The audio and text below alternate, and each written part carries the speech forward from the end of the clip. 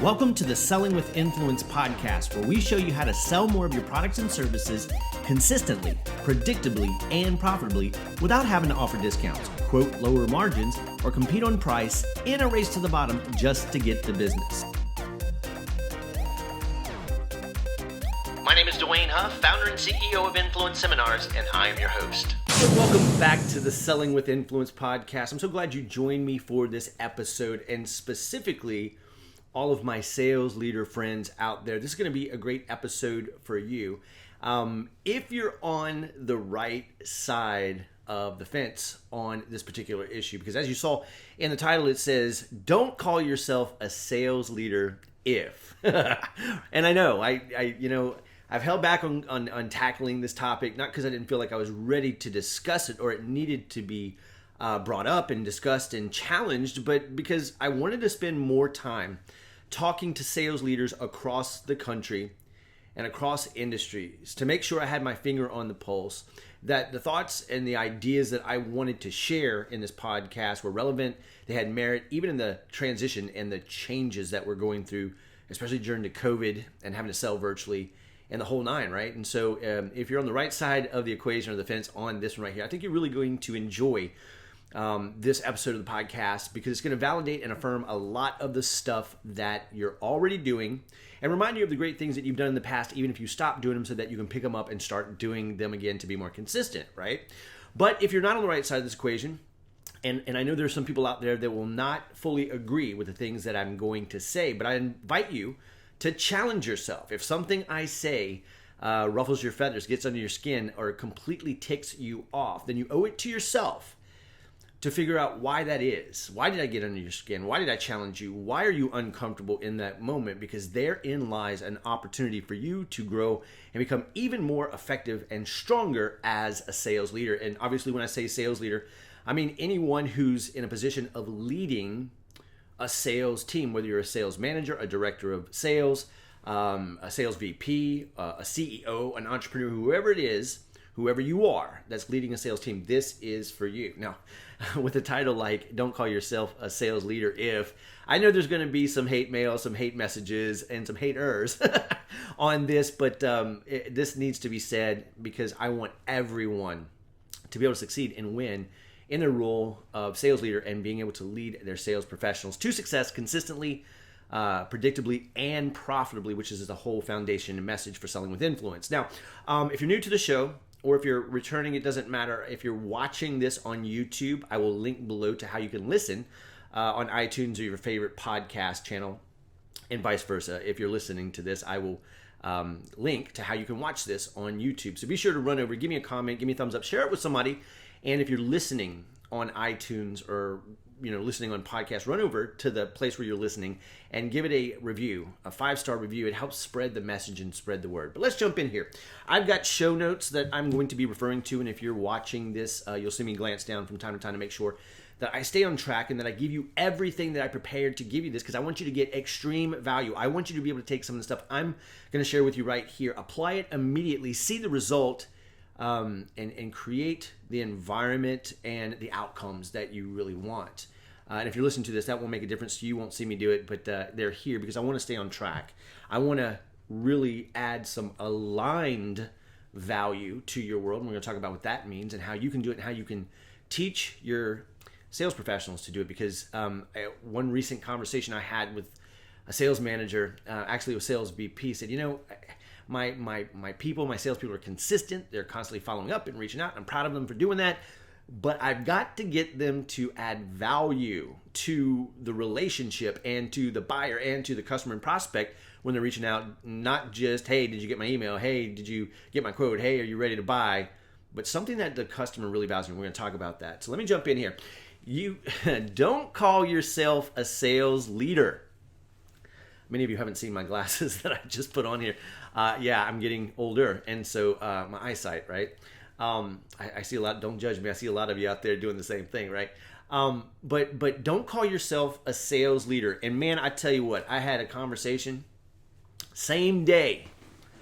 This was recently with two different sales leader in the sales VP positions, and on this one thing that I'm going to share, they saw it completely different. And the first guy, he and I didn't really see it eye to eye, though I didn't challenge him on it. I just listened because I wanted to understand his viewpoint, what he was trying to accomplish, his industry, what he was doing. And in his industry, it may be imperative that he approach it this way. And in the other guy's industry, though they weren't that far apart in their worlds and what they were trying to accomplish as sales VPs, they had a different take on this. And so let me break it apart and say it this. Number one, don't call yourself a sales leader if all you do every single day is hide behind your computer, crunch numbers, sift through data, dive deep, try to do the analytics, and try to make the numbers tell you and tell your salespeople what they should be doing next, how they should be selling, where they should be looking, the conversations they should be having. Because, and I'll say it this way, the first guy didn't agree with me. He thought it's numbers, data, analytics. And if we just know what the information says and what the data says, then we'll know what to do next. The other guy was like, yeah, the numbers are good, the data's important, and I'm accountable to that, but, and he and I were in alignment on this. The first guy and I, not so much. And I will say this. And if you've listened to some of the other episodes, you've heard me say this before, but it's very important that I say this in the context of this conversation with you as sales leaders. The numbers are important. And as the old saying goes, numbers don't lie. The numbers don't lie. But the reality of the situation is those numbers that you're crunching, the KPIs, the leading indicators, the lagging indicators, the CRM, and all the other data that you're sifting through, all the other numbers you're sifting through, number one, you're not an accountant. You're a sales leader. And if you're locked into those numbers and living and dying by those numbers, you cannot call yourself a sales leader. You have to call yourself a sales manager, or better yet, an accountant, as I heard someone else put it. Because the numbers don't lie, but they don't tell the whole truth. And as I was having the conversation with the second guy, he says there needs to be some color to the information that we're looking at. And I said, yeah, and in addition to that, that color, that depth, that understanding, that 360 has to come, or the reality of the situation has to come from connecting with real, live customers, prospects, buyers, and our salespeople.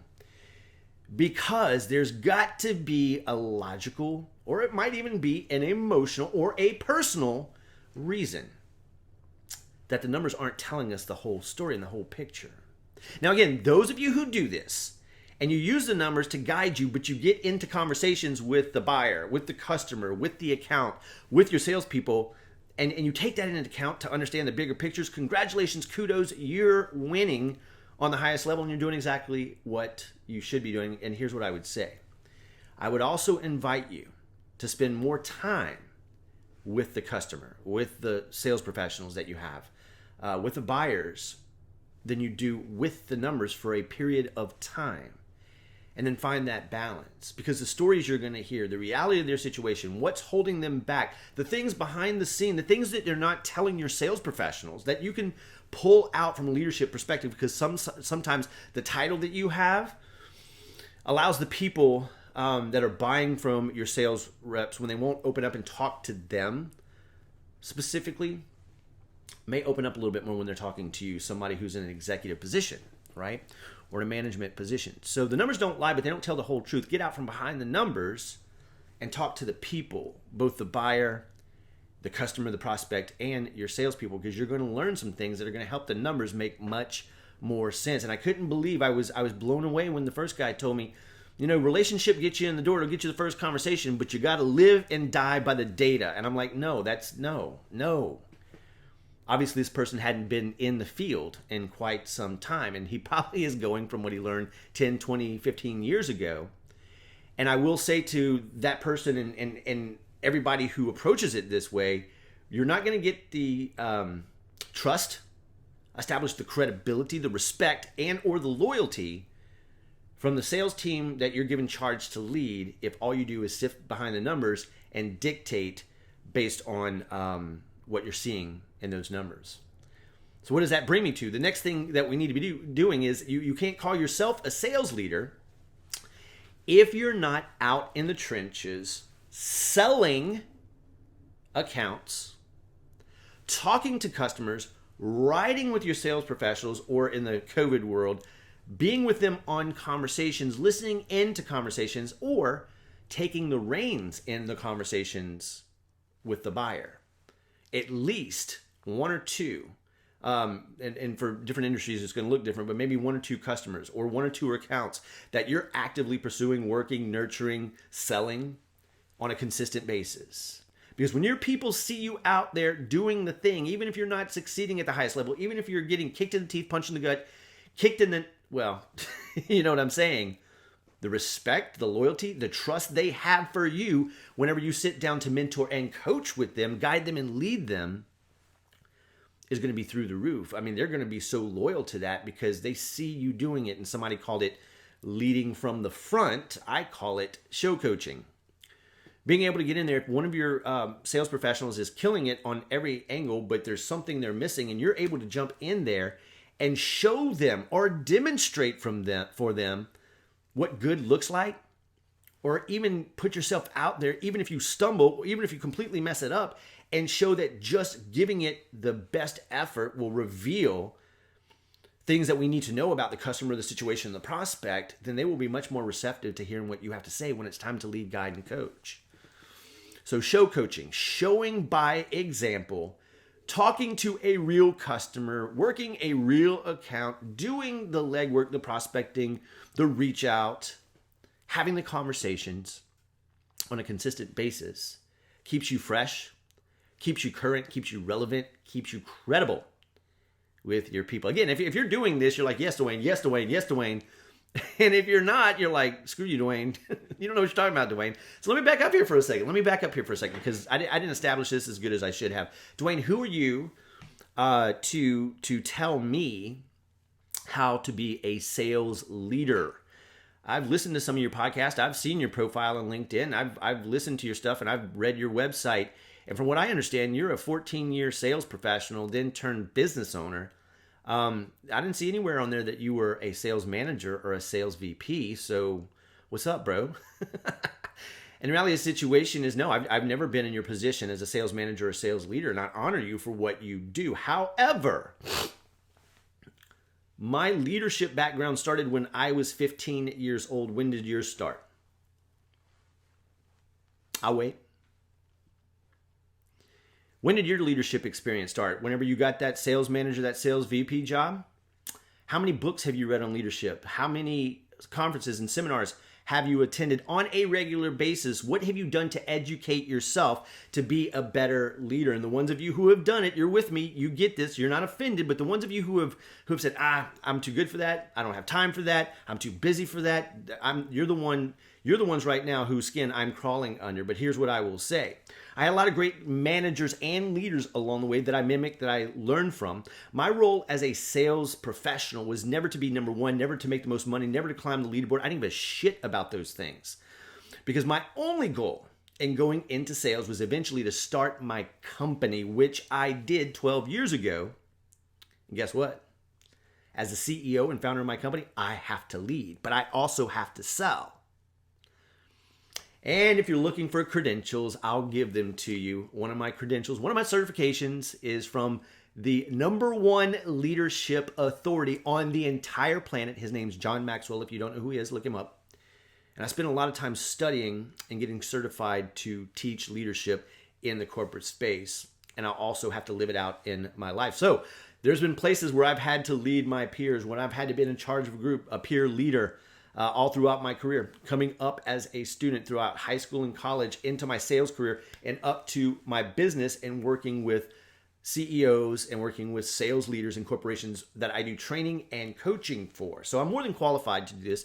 In many cases, more qualified than you are. So, if you disagree with me and you want to come on the show and beat up anything that I'm talking about and debate anything I'm talking about, I invite you to do it. I know some of you alpha males out there right now are like, okay, I'll come on your damn show.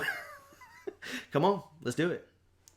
And I don't do this from a spirit of arrogance of I'm better than you, because I'm not. I'm not better than you. I'm confident in what I can do, but I can learn from everybody. We can all learn from everybody. And every time I invite a sales VP to have a conversation with me or onto my program, you'll see some interviews coming up where I actually spend some time interviewing some of your peers. I do it for many reasons. Number one, I want to serve you, the audience of this podcast. Number two, I want to learn from them because I have not been a sales manager or a sales V, but what I have become is an authority and an expert in selling and leadership. So I want to share some things because I've been studying this stuff, living this stuff, executing on this stuff since I was 15 years old. And I've avoided this conversation for a while now because I respect what you guys do so much and leadership so much and the selling process so much. But when I hear the conversations I'm having in real time live, even today with leaders, and some of them just absolutely get it and some of them don't, I felt it was time to share some of the wisdom that I've learned from these sales leaders that line up with what I've known my entire most of my life that will serve you. So I'm not coming at a spirit of you don't know, shut up and listen. That's not where I'm coming from. And hopefully I'm not coming across that way. And for those of you who are in line with this, you're loving this. And for those of you who are challenged by this, I'm simply here to serve and give you some things that will help you. And if you'll just try them and see if they work. And if they don't do them, but just give it a try. And I promise you, my whole goal here is to get you a bigger win with yourself, with your people, with your CEO, with your company, and all the people you report to right away, and then be able to sustain that over time. So number one, get out from behind the computer and the numbers. They tell the story. They tell the truth. Numbers don't lie, but they don't tell the whole truth. Get out from behind that. Number two, take on some counts yourself and get in the trenches with your people, with the customer, with the buyer, so that you can have relevant real-time conversations and empathy for your people. And then coach and mentor them. You should be training them. You should be taking the same training they're taking so that you can have to speak the common language with them. We'll get into that more here in a second, but I don't want to deviate. But have that empathy for them. And then take what you're learning and what they're experiencing into your sales meetings and do the following. Now, you may be doing it every once in a while. You may be doing it halfway. You may not be doing it fully, and it may be hit and miss. But the sales managers and the sales VPs that I've been talking to who do this consistently are seeing tremendous. A couple of them were like, we're having our best year yet. Even though COVID happened, we're crushing it, and here's why. And here's what I want to share with you. Now, when I do training, I teach this. When we do sales training or when we do negotiation skills training or my Selling with Influence program, we teach this, but I find that not everybody is doing this, so I want to give it to you. Do this every single sales meeting that you have. In fact, I would recommend if you're not having the sales meeting once a week, you should. Maybe you're having them once a day, and this is not too much to do this if you are. But here's what I want you to do. You cannot call yourself a sales leader if you're not farming the gold. Or if you're not, what's the word? That's a bad metaphor. If you're not mining the gold. Here's what I mean by that. Personal and team evaluation. Personal and team evaluation. Here's what that looks like. Teach your sales professionals and create a habit yourself if you're out seeing customers or you're having conversations or you're selling, because a lot of sales VPs have those accounts that they're doing, and sales managers too. Get in the habit of, and teach your people to get in the habit of, every time they get out of a sales call, to ask themselves two questions. What went well in that sales call or that sales conversation or that meeting? And what were some of the opportunities that if I had to do all over again, I could do better? To glean two things. Number one, what are the success stories? What are the war stories? Whether you lost the account, whether you won the account, whether the account's moving forward or it just stopped in its tracks and it's dead. Every single time, what did you learn? What were the wins? What were the victories? What were the successes? What went well and why did they go well? And number two, what didn't go the way I wanted it to and why didn't it go that way? And what can I learn from it? You get in the habit of doing that. You teach them to get in the habit of it. And then when they come into the sales meeting, create a culture where everyone shares what went well, what didn't go so well, where the opportunities are, what the victories were, because a rising tide, as the old saying goes, raises all boats. Now, I get and I understand that in the sales environment, that salespeople are very competitive, and they may be hesitant to do that because I don't want to share all my good ideas. Somebody else might beat me on the leaderboard. Help all of your team to realize that a rising tide raises all boats. And just because they share their best stuff does not mean that their peers are going to go execute on their stuff. People are, for the most part, people are lazy. They're stuck in their ways, and they're not going to pivot or do something different. Only the very hungry, disciplined, and focused reps. And that's exactly what you want as a sales leader. You want all of your people to rise, to create the culture that it's cool to share your victories, your war stories, your success stories, because the whole team can rise together. And if you're doing it too, and you're leading the charge, oh my God, the culture that you can create. So don't call yourself a sales manager if you're not creating that kind of culture of sharing victories, successes, wins, and opportunities on a consistent basis. The next one, you cannot call yourself a sales leader if you come to work every day thinking that your salespeople work for you. I'm going to say it again because I knew some of you got that and you're like, yes. And some of you are like, what the hell are you talking about? Those are my employees. Yeah, in 1980 and 1970 they were. But if you're treating the people who work on your sales team like they work for you, and not the other way around, then they're only going to do what you say until they feel like they can get away with not doing it. They're going to avoid you. They're going to make up numbers. They're going to put faulty stuff in their CRM. They're going to cut corners. They're going to avoid. But if starting today, number one, you make a personal connection with every single person on your team, no matter how strained the relationship might be. There's a principle in the 21 irrefutable laws of leadership that talks about the law of the lid and the ability of the organization to rise as the leader rises and how the leader can cut it off. But John Maxwell also talks about the 5 levels of leadership and how everybody on your team is at a different level of leadership with you. Some people follow you because they think they have to.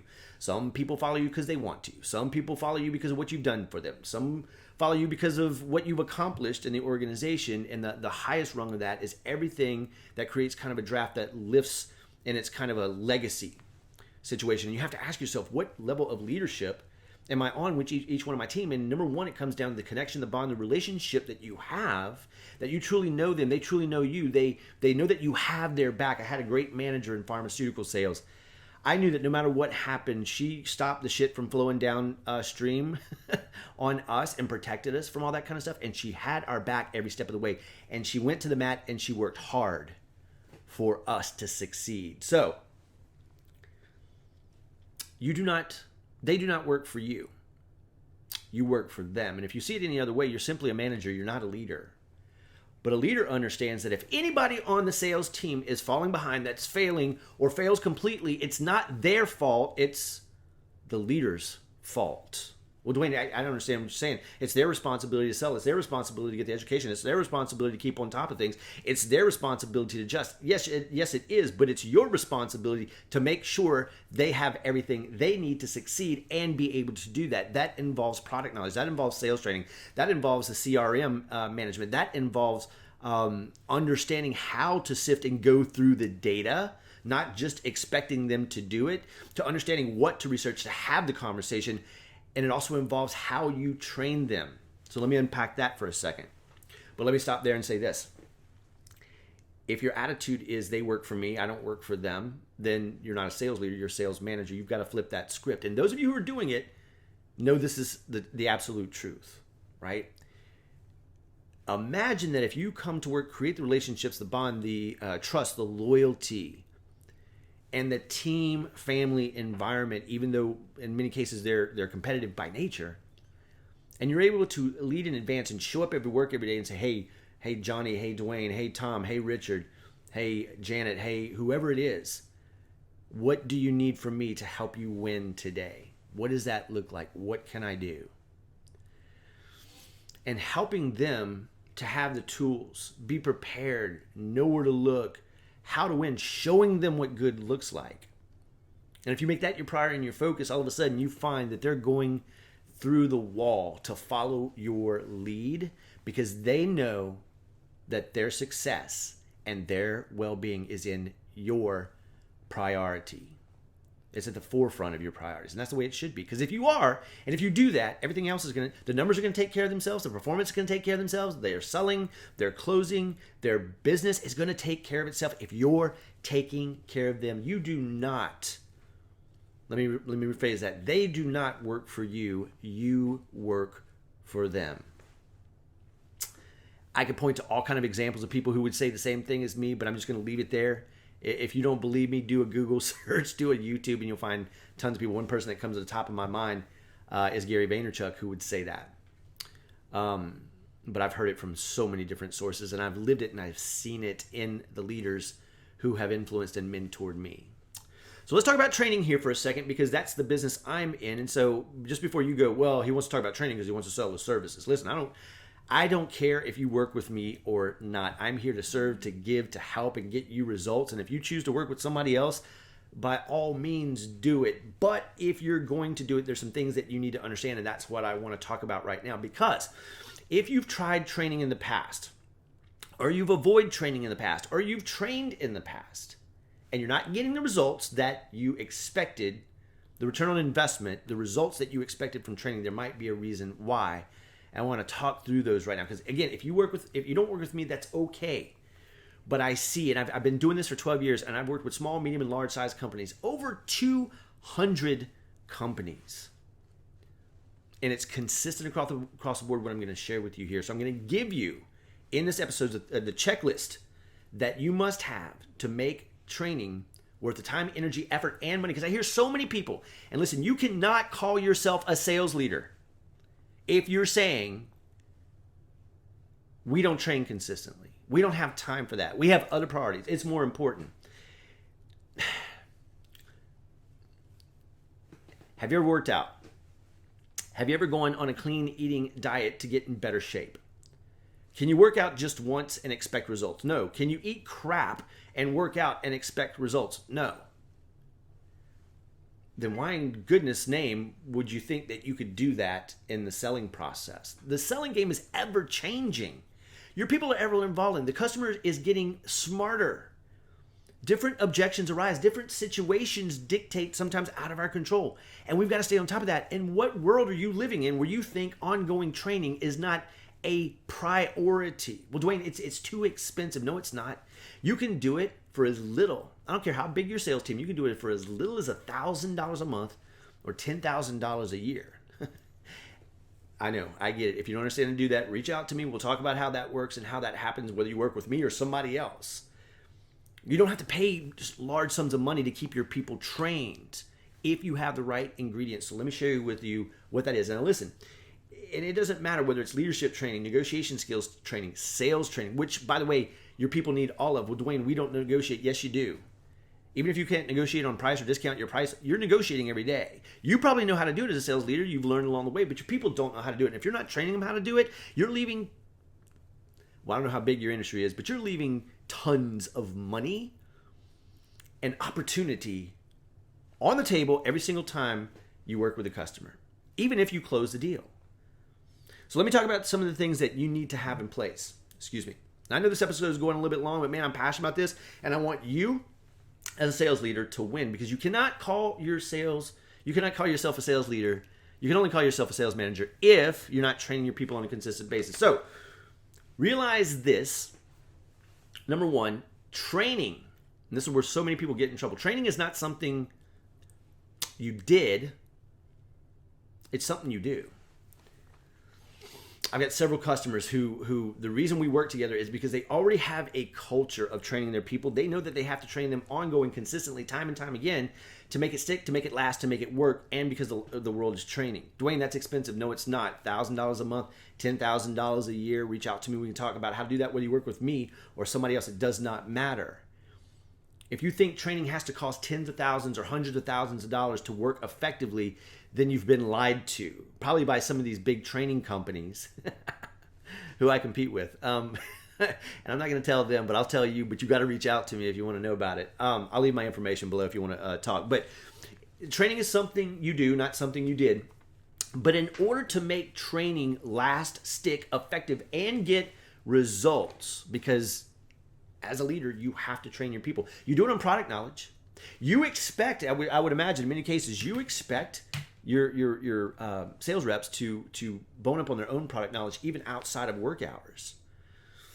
Well, if you're expecting to do that, why in the world wouldn't you expect them or your company or you to provide them with the training they needed even during work hours, or if you guys got to take a day off or a few hours off or once a week, whatever the case might be?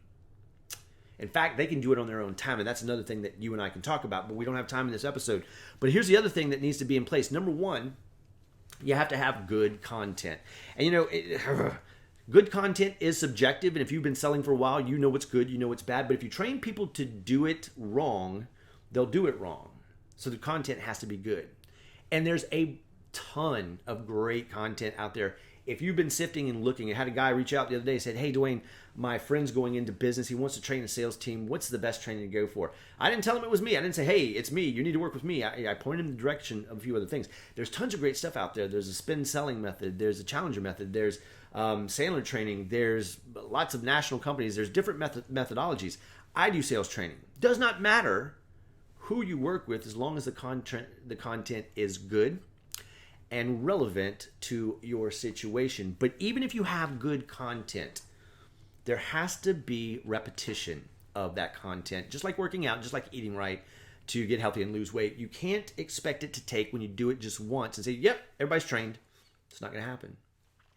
Number two, there has to be accountability, which means that they need to learn how to sell the content, if you will, or how to negotiate or how to lead or how to communicate.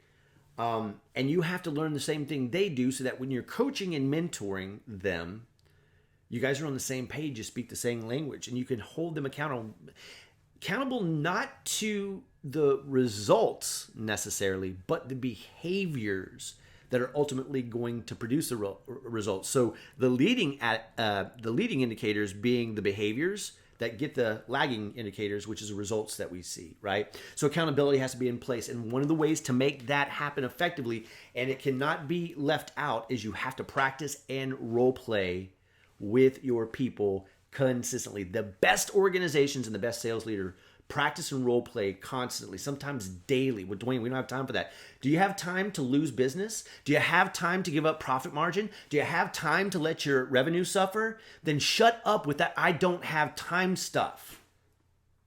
Remember, the best sales leaders are doing this. They're called alphas. Are you an alpha or are you a beta? If you're not training your people consistently because you're making excuses, you're not an alpha. And therefore, don't call yourself a sales leader. So you got to have good content. It's got to be repeated time and time and time and time and time again, not just once. You have to hold them accountable to behaviors, not just results. And there has to be practice and role play. Another thing you need to be able to do, and you can put this on autopilot. If you want to know how to do that, reach out to me and we'll talk about it. In fact, I'm going to put my calendar in the show notes. Grab a 30-minute slot with me. It's free of charge. There's no obligation. I'm not going to try to pitch you. I'll absolutely blow your mind in the conversation, and maybe even a free session that we can do for your people to help them get results that you're going to want to work with me regardless. I'm very good at what I do. I'm not arrogant. I'm not better than you. I'm not better than anybody else, but I'm damn good at what I do. But even if you don't work with me, let's have a conversation. I'll point you in the right direction. Because 3 things that need to happen on autopilot, because you don't have time to manage it, and you shouldn't be wasting anybody else's time managing it. You have to have 3 things in place in order for that training to be effective and get the results that you're looking for. Number 1, you have to be able to test the knowledge to make sure they fully understand. And guess what? A multiple choice isn't the best way to do it. You have to use many different ways of testing to make sure they get it, they understand, and they own it. Number 2, you have to be able to track the training to make sure it's being done. How are you doing that now? If you're doing it at all. Is it a lot of paperwork? Is it a lot of extra work on your plate or somebody else's plate that's taken away from their time out in the field selling? Shouldn't be that way. You can do that on autopilot. Number 3, measure. How are you measuring the effectiveness of training? Again, that can be automated. Let's have a conversation. I say all that to say this. Again, we're all in sales. So if I were to say I'm not trying to sell my services or products, that would be a lie. But in this moment right here, I'm not trying to say, look, the only way you're going to master this stuff is to work with me. I'm the best. I'm the only one who knows. That's a lie. That's bull. But these are ingredients that have been proven through data. that if you're not going to put these things in place, don't train your people. And if you don't train your people, you can't call yourself a leader. You're just beta, right? So, I know. I hear the hate messages, but the people who are doing this, who are the alphas, are thinking, yes, yes, yes. And the ones who are not are like, I hate this guy. I don't like this guy. Who is he to tell me this? And have probably clicked off away. And they're the ones who need to hear it the most, right? So again, test, track, and measure. Put that on autopilot. And if you're thinking, we've tried training and it just doesn't work, we don't get the return on investment, it's a waste of time, we don't have time to do it, it's because you've been doing it wrong. So let's have a conversation. I'll show you how to do it right. And here, I'll close with this because I know we're going a little long here. I'm at the 35-minute mark. I mentioned this at the beginning of the podcast, but it's adding, this is a buzzword and cliche. Add value. I'm so sick of hearing that. I am so sick of hearing you guys and everybody else say, you just got to add more value. Oof. I'm going to try to keep it clean. Because let me ask you this. How many times have you tried to add value? Or your sales reps tried to add value to a customer and it fell flat. It didn't get the result. It didn't yield anything. They still ghosted you. They still said, no, we're going somewhere else. Or you lost the business. And let's take it out of business here for a second and say, in your own life, how many times have you tried to do something, say something, give something, offer, create, buy something for somebody, and hand it over to them, only to them to go, nah, I don't want it, or thank you, but, or no, we're going to go somewhere else. How many times has that happened? And the answer I know is way too many. Why did it happen? I wish I could take credit for this and say I'm wise beyond anybody, but I'm not.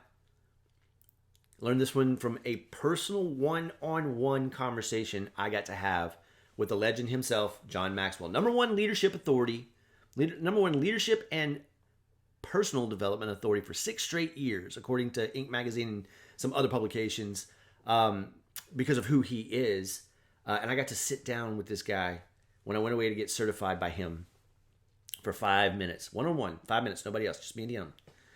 And he asked me, he said, Dwayne, what question do you have? I said, Dr. Maxwell, I'm in sales and I'm in leadership. I love leadership. I said, but you say leadership is influence. Nothing more, nothing less. And I love that. But I got to be honest with you, I can't wrap my head around what that exactly means. Specifically, influence in this context. What does that mean? He says, and that's when we had the conversation. He said, Dwayne, have you ever tried to do anything, give something, buy something, create something, give something to somebody, only to have them resist or reject? I said, yes. He said, how did it feel? I said, it sucked. He said, why did it happen? I said, I don't know. He said, it's because you didn't give them what they already valued. You didn't give them what they already value. You tried to give them something you thought they needed or should want, but they did not value it. The only way to influence somebody is to help them get or give them more of what they already value. I said, how do you do that? He said, that's the simple part, but it's the hard part. Dwayne, you have to go, in the context of sales, you have to let go of your agenda. Your agenda is to sell something. Let go of that. Spend time with your customers. Listen to them. Where do they spend their time? Where do they spend their money? Where do they hate? Where do they love? What do they think about? What do they stay up about? What's important to them? And the better relationship you create over time, the more readily they're going to tell you. And if they won't, you have to do the research and look back over history and seeing trends of what customers in their same situation value. You have to ask the people around you, what do those customers value? Ask your people who have been in your business or in your industry longer, what do these people value? Do your research on social and understand what they value. And when you play that long game with people, you'll start to know in no uncertain terms what your customer, what your buyer, what your prospect, what your salespeople value. And then when you give them more of it or help them get that, you influence them, therefore you lead them. And as a sales leader, you cannot call yourself a sales leader if you're constantly trying to do things for your people or for customers they don't value. You have to align the value, meaning you have to understand what it is they already value and help them get more of it or give them more of it, even if it means they don't buy from you or buy your product or service or work for you. I'll finish with this story. Here's where I learned this, even before I had this conversation with Dr. Maxwell in real life, from a tremendous leader Her name was Cheryl Moody. Thank you, Cheryl, if you're out there listening to this. She showed me what this essence of leadership as influence, nothing more, nothing less, looked like even before I knew about the saying. I had been working for a pharmaceutical company, and she was my boss. And from the very beginning, she built relationship, connection, trust with me and everybody else on our team. We knew in no uncertain terms that we could be 100% ourselves, say anything we needed to, bring our grievances, share our dreams, our goals, our ambitions, anything with her, and she would never betray it. She never would.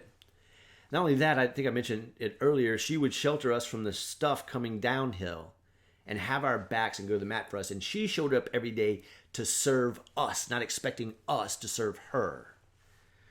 And I'll never forget my annual review the first year.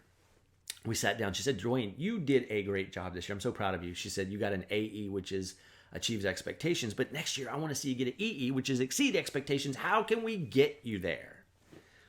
And I was honest with Cheryl. I said, Cheryl, I don't know. I said, I've busted my hump, done everything you've told me to do and everything I know to do. I don't understand how I can do any better. And that's when Cheryl's wisdom kicked in. Now listen to me. Even if you are a great leader right now, or you're someone who's challenged but you're still listening with the principles I'm sharing with you, listen to what Cheryl did and fully take it in. You might have to listen to this time and time again, but here's what Cheryl did. She set her notes and her computer aside.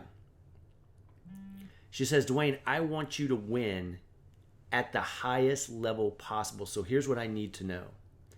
She says, I know you're probably not going to be in this industry forever. I can tell there's other ambitions that you have. You're doing great. We'd love you to stay, but I've heard you talk about some other things that you'd like to accomplish, so talk to me. She said, aside from this job and what you can achieve here, what is it that you want from your life? She set her agenda aside. I said, really? She said, yeah. I said, anything? She said, yeah. And I knew I could trust her. See, your people are not going to have these conversations with you. Your customers are not going to have these conversations with you if they do not know you, like you, trust you, and know that you're fighting for their win and have their back as much as you're fighting for their own. Your own. Excuse me. Grab a sip of water. So I said, Cheryl, the only thing I've ever wanted for my professional life since I'm 15 years old is to be a professional speaker, trainer, and coach. I saw a leadership speaker when I was 15, changed my life. That's when I got into leadership and started going into personal development and chasing this dream when I was 15 years old. And I told her, I said, I just want to speak. I want to inspire. I want to help people get quick, measurable, and lasting results. She goes, you seem pretty passionate about that. I said, I am. She thought for a second. She says, okay, Dwayne, here's what we're going to do. I'm like, okay. She said, here's what we're going to do. I'm about to step this game up and you're going to have to hustle.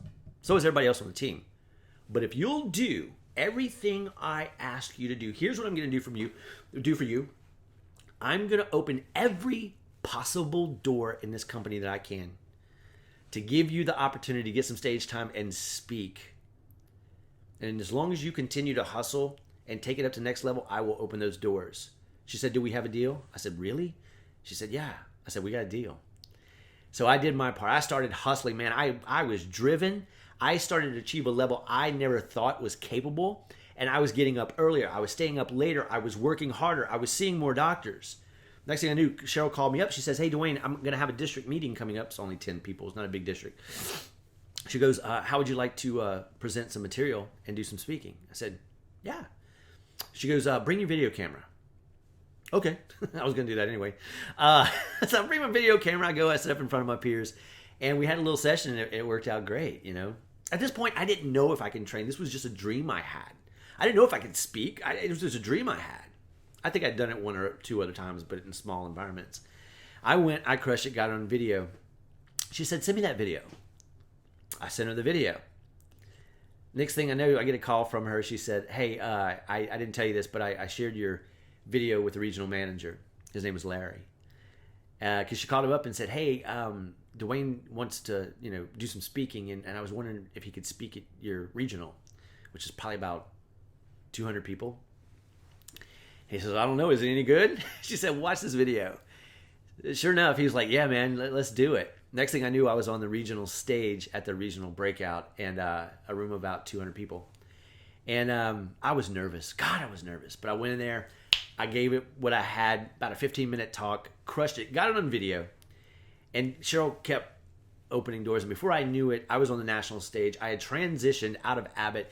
And I was traveling the country speaking, training, and coaching for small, medium, and large companies. Because a leader, remember, you cannot call yourself a leader if you're not doing what Cheryl Moody did. You see, your people and your customers have something that they already value. And your job as a leader, not as a manager, as a leader, is to help them get or give them more of what they want. Listen to me, what they want. Nobody gives a rip about what you want as a manager, as a sales VP. They only want what they want. And if you make it your priority to give them and help them get more of what they want, they will go through the wall for you. They will do business with you.